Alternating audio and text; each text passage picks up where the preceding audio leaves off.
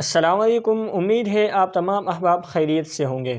آج کی اس ویڈیو میں آپ 4 بہت اہم سوالوں کے جوابات جاننے والے ہیں۔ سب سے پہلا سوال ہے، احادیث کی کتاب الآثار کس کی مرتب کردہ ہے؟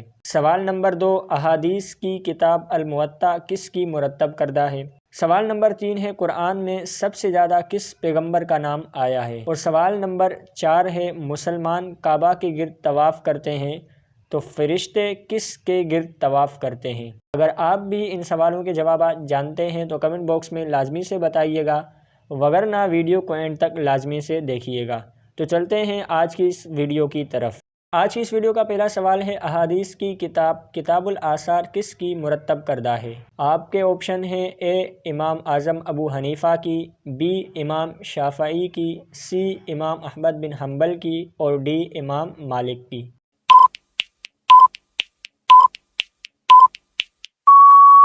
تو اس کا صحیح جواب ہے اے، یعنی یہ کتاب امام اعظم ابو حنیفہ کی مرتب کردہ ہے۔ آج کی اس ویڈیو کا دوسرا سوال ہے، احادیث کی کتاب الموطا کس کی مرتب کردہ ہے؟ آپ کے آپشن ہیں، اے امام اعظم ابو حنیفہ، بی امام شافعی، سی امام احمد بن حنبل اور ڈی امام مالک۔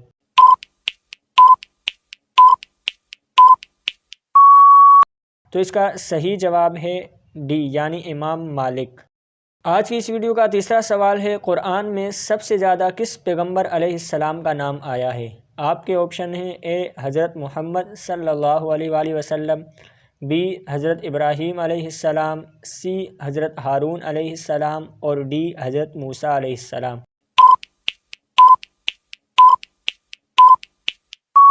تو اس کا صحیح جواب ہے ڈی، یعنی حضرت موسیٰ علیہ السلام کا سب سے زیادہ نام آیا ہے قرآن مجید میں۔ آج کی اس ویڈیو کا چوتھا اور آخری سوال ہے، مسلمان کعبہ کے گرد طواف کرتے ہیں تو فرشتے کس کے گرد طواف کرتے ہیں؟ آپ کے آپشن ہیں، اے بیت الامان کے گرد، بی بیت المعمور کے گرد، سی سدرۃ المنتہا کے گرد اور ڈی ان میں سے کوئی بھی نہیں۔